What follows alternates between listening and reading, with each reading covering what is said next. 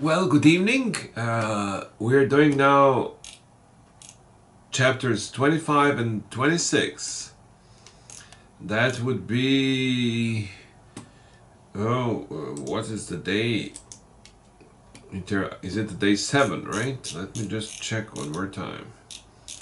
Day 6, day 7. Day 7 of our course, right? So the title of the chapter is Cold War and Affluent Society.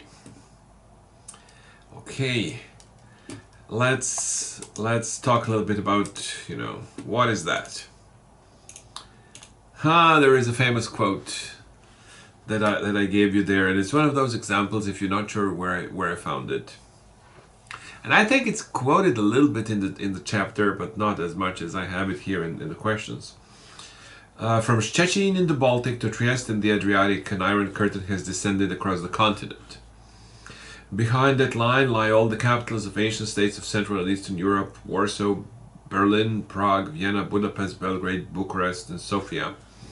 All these famous cities and the populations around them lie in what I must call the Soviet sphere, and all are subject in one form or another, not only to Soviet influence, but to a very high, and in many cases increasing measure of control from Moscow.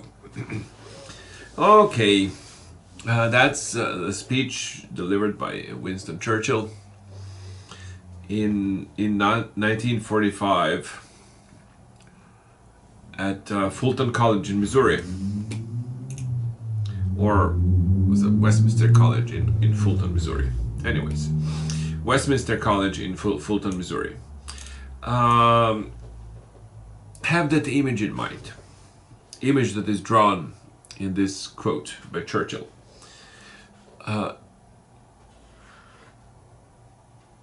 We think of World War II as, there was the end of the war, and then people are dancing in the streets. There are famous photographs of, soldiers coming back from Europe, hugging their girlfriends in New York Harbor and things of that sort, and everybody lived happily ever after. No, that's couldn't be further from the truth.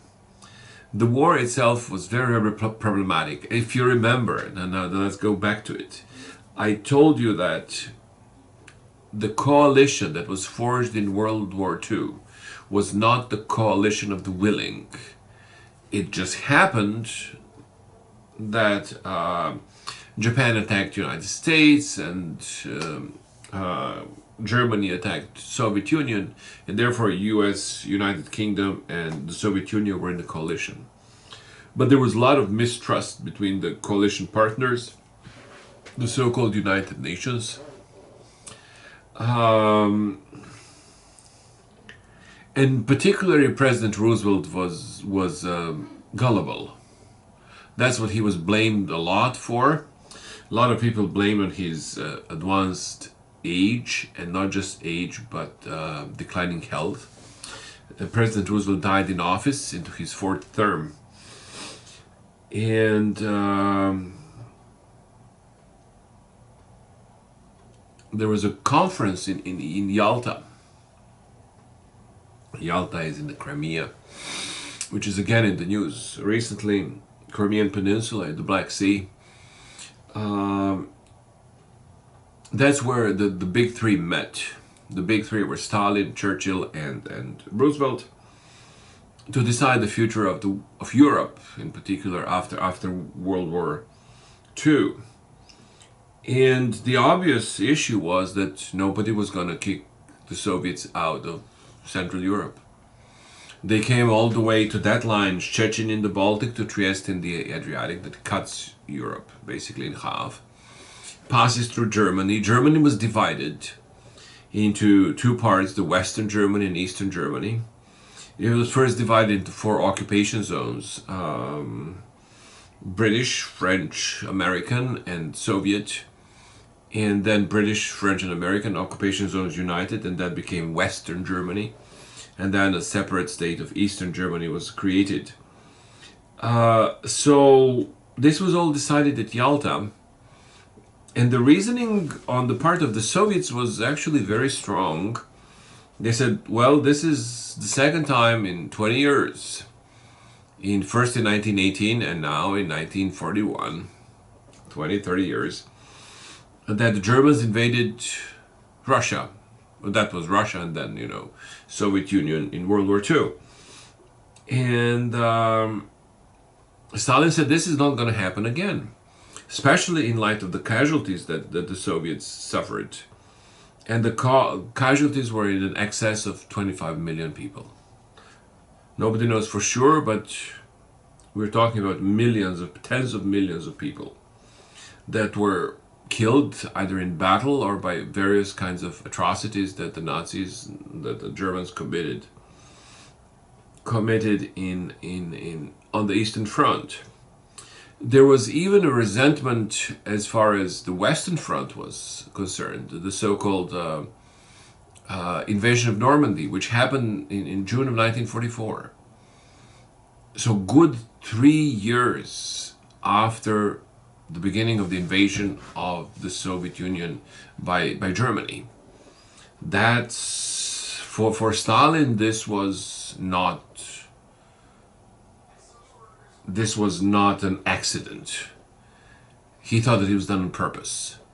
That Western allies calculated that let the Germans and the Soviets kill each other like crazy over there on the Eastern Front, exhaust each other completely, and then we'll at the end we'll just come in and reap the benefits.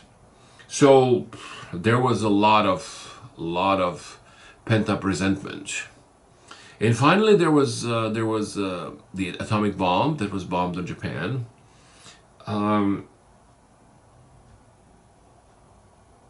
In many ways, Roosevelt acted very nonchalantly about this stuff.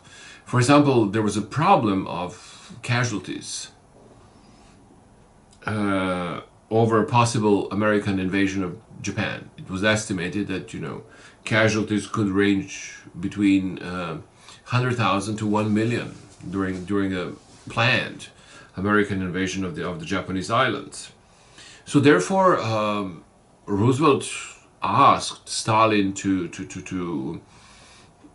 help out with the cleaning of the Japanese troops in China, which was another horrible mistake. This particular event led to the war in Korea because the Soviet troops were already there. And it also opened up Soviet influence in China, so that in a couple of years of the end of the war, People's Republic of China was created. To a great surprise to many, so that people are asking, who lost China? And the answer was obviously Roosevelt. Roosevelt was kind of an easygoing during these conferences, and that's what Churchill writes about. I mean, he's very resentful about this.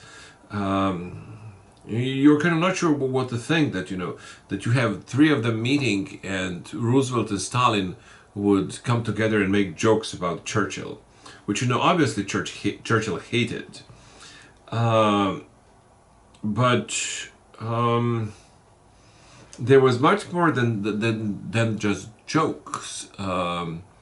Roosevelt seriously believed that there's going to be United Nations after World War II, that cooperation that developed during World War II will continue, everything's going to be fine and dandy, and he didn't pay attention to warnings that were sent about possible beginning of the Cold War. So anyways, that was the situation in 1945. Yes, I mentioned about the atomic bomb. Atomic bomb was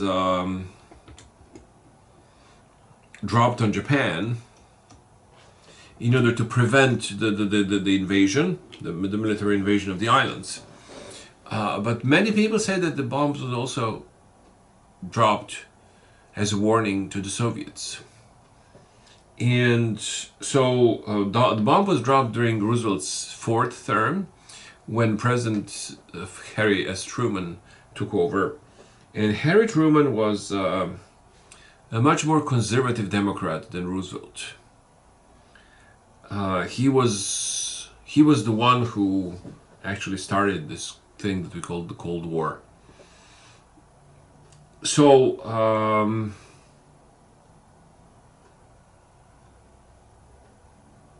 that much about international context of the chapters 25 and 26, the Cold War. We have George Kennan and the Long Telegram, which is often taken as the symbolic beginning of the Cold War. Official in the American embassy in Moscow, he wrote this telegram and described Russian views and Russian policies. Soviet, that is, Soviet. And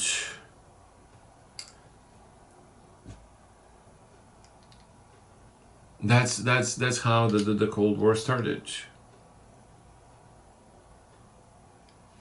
One of the issues that you have popping up during the Cold War was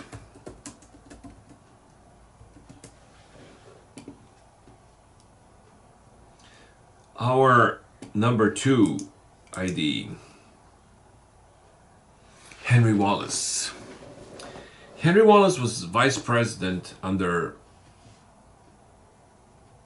Roosevelt, and he was then replaced with a much more conservative Harry S. Truman. And Henry Wallace didn't take it lightly. A lot of people say that Wallace was a communist. That might be a little bit of an exaggeration. But he was in any case a much more progressive than Truman.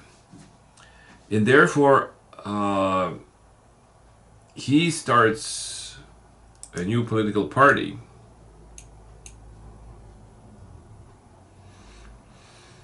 after World War II, and tries to run for office and presidential campaigns and so on and so forth on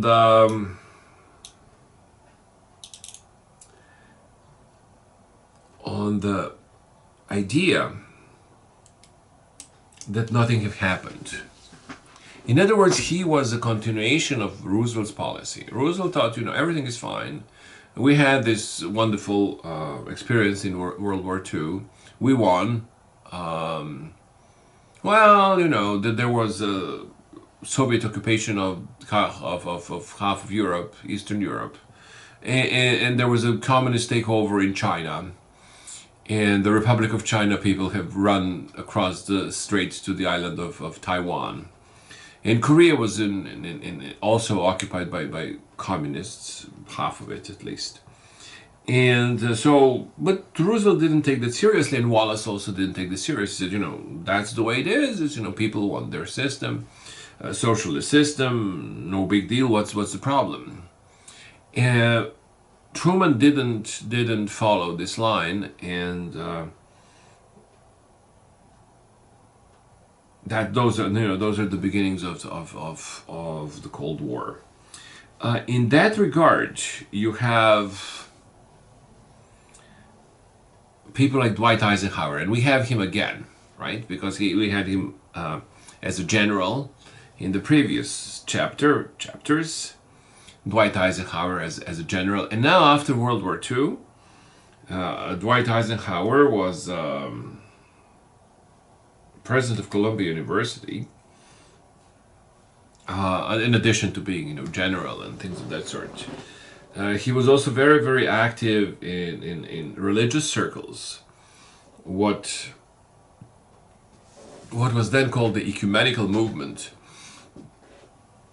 And the idea was that in the 1940s and 50s, a lot of people thought that the era of Christianity was over, and then the communist ideology and socialist ideologies would just may make religion obsolete.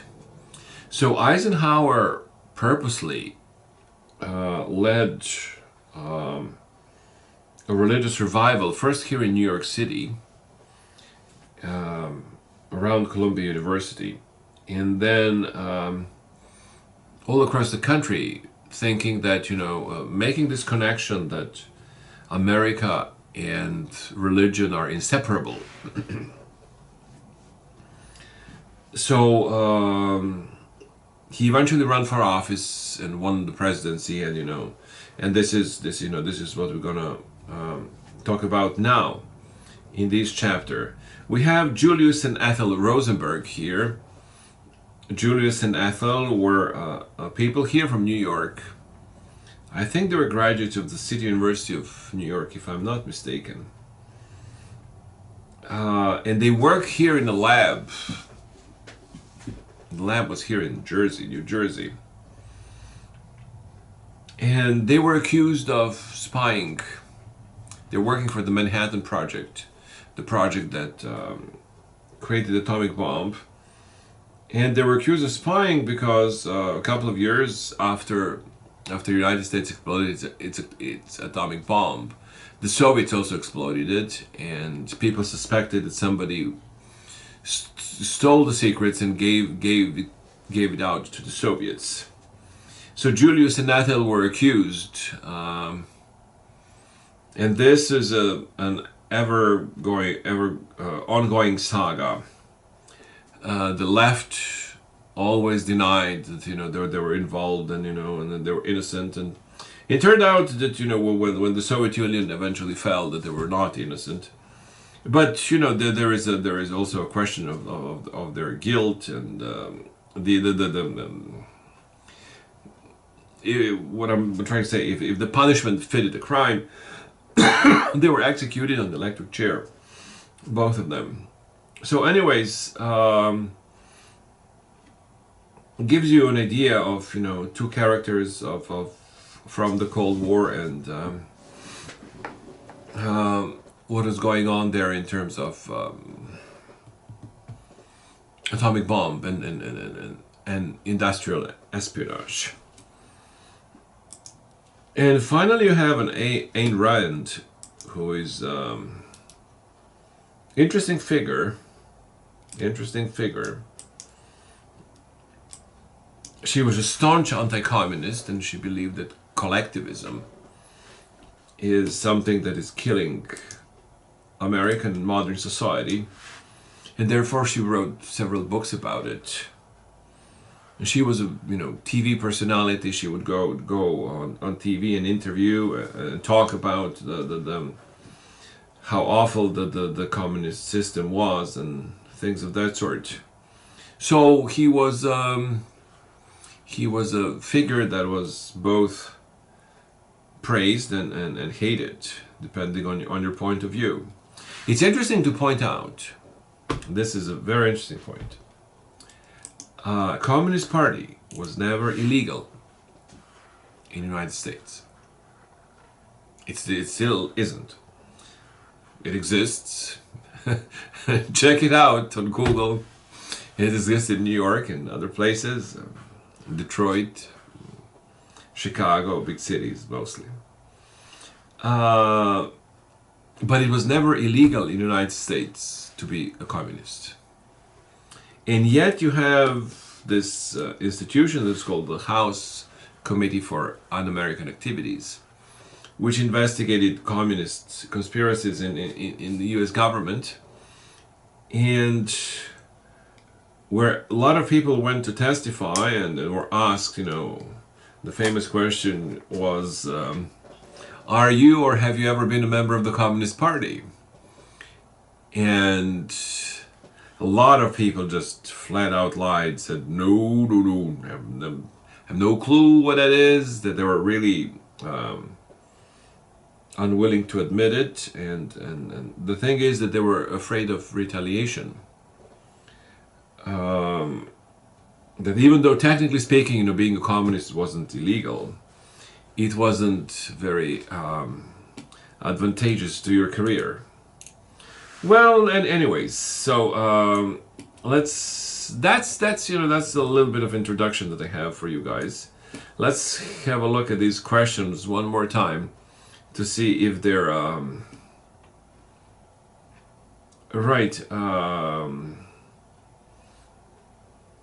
Churchill famously lost elections after World War II, which is one of the most puzzling things, especially because a lot of people idealize Churchill. He says, well, and he won this such a great victory in World War II. Why did the British people sort of repudiate him and voted him out of the office? And that was not a surprise. The world was left-leaning in 1945 when World War II ended. Stalin was a good guy. A lot of people have trouble understanding this, and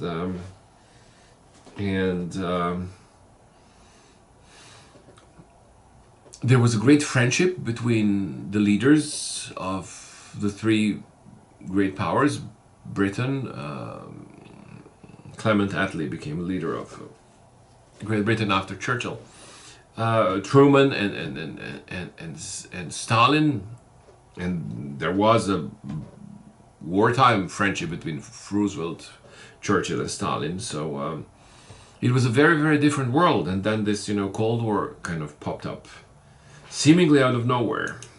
Anyways, the Truman Doctrine, the idea that America will defend any nation that is under threat from the communists. And soon there was a war in Korea over this issue.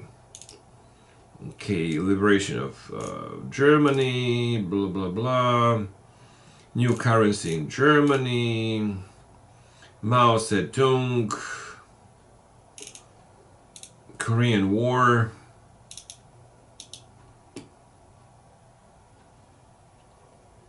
Right. Korean War, one of the worst wars in American history, almost forgotten. But it was a war actually sanctioned by the United Nations. United Nations intervened in Korea to defend South Korea from the North Korean aggression. And it was mostly American troops that went there, but it wasn't just American. There were troops from Turkey and several other countries in Europe. And it was a horrible war in terms of casualties. And the roller coaster rides that, at first North Koreans almost pushed the American troops all the way out of the Korean Peninsula. Then they were pushed back all the way north to the border of China. Then they came back down. So there was then General Douglas MacArthur requested the usage of atomic bombs against China, which led to his dismissal. So a complete mess. Finally, we have Eisenhower. Right. And here, United States, question number 10, I'm looking at question number 10, you have the creation of suburbia. Suburbs started before World War II, but those were really affluent suburbs. For example, Montclair, where in Jersey, right, New Jersey, where Edison's studio and Edison Museum is located. That was a suburb for wealthy people in New York to kind of, get out of the city into the villa in the countryside. So those were the suburbs that existed before World War II. Now, after World War II, you have not just suburbs from the wealthy, but suburbs for the ordinary people. The new methods of building prefabrication, houses that are prefabricated and put together quickly on the construction site, created these Levittown suburbs in Long Island, in Philadelphia, and here in Jersey, and so on and so forth. So commuting to work by car, which we are so used to today, is happened after World War II. And the reason for it is that, there were all these, suddenly, all these industrial capacities in Detroit, for example, that were used I was talking previously about Ford Motor Company, who actually made, instead of engines for automobiles, they made engines for airplanes. And anyways, all that capacity, industrial capacity was there, and automobile became widely available, and commuting to work became, what do you call it now? The new normal of the 1950s. All right. Suburbanization of America. Okay. Issue of segregation, the television, Republican Party. Right, a lot of stuff about Hollywood. Hollywood was also affected by the Red Scare, so to speak, the Cold War, right? And a lot of people in Hollywood were accused of having sympathies towards communism, and then there were those who didn't have sympathies for communism, like John Wayne, and then John Wayne complains that he couldn't get work because there were all communists around him, and so anyways it becomes really messy. But I like you to look at the next of couple of questions there. You have people like John Wayne, Gary Cooper, Cecil B. DeMille, Ginger Rogers, and so on and so forth. Have a look who these people are. Google them. Have a look at their pictures. Get an idea what was Hollywood like in the 1950s. In the 1950s, one of the most interesting movies that was made. A little bit later, I forgot when was it exactly made, but anyways, High Noon with Gary Cooper, which was actually, the scenario was written by a communist. But Gary Cooper was far from being a communist. He was one of those opposed to communist influence in Hollywood, right? Sympathizer, Senator Joseph McCarthy. This is what we're talking about. Election of Ike. All right. Whittaker Chambers. Yeah. A lot of affairs that were happening at that time, where people would be accused of communism, then they denied it, then nobody could prove if they were not. Those who were accused, they claimed that they were unjustly accused, and that is a persecution, it's McCarthyism. Those who accused them said, well, I might not be a nice thing to do, but this is what the truth is, and so on and so forth.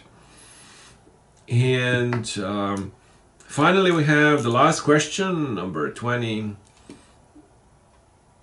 Revolution in Egypt.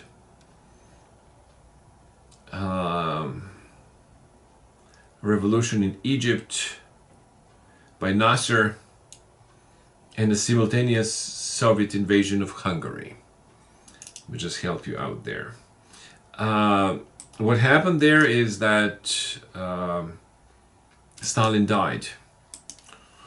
And after his death, there was, in 1953, there was a thaw. Things were getting, warmer. And people in Hungary in particular thought, well, there is this process that was called de-Stalinization, and we might use this opportunity to introduce a democratic society and get rid of the Soviet occupation of the country. Didn't work. Soviet troops that were already there just moved in lock, stock, and barrel and restored order, right? The official explanation on the part of the Soviet was they prevented a counter-revolution. One of the ways by which the communists stayed in power at the time was, there was always an idea that there are these conservative peoples who are plotting a counter-revolution, and they're organizing somewhere, in the underground tunnels of Eastern Europe. They were plotting to overthrow communism, this progressive system of where of workers' paradise where everybody lives with dignity and so on and so forth. So communists build on purpose this psychosis that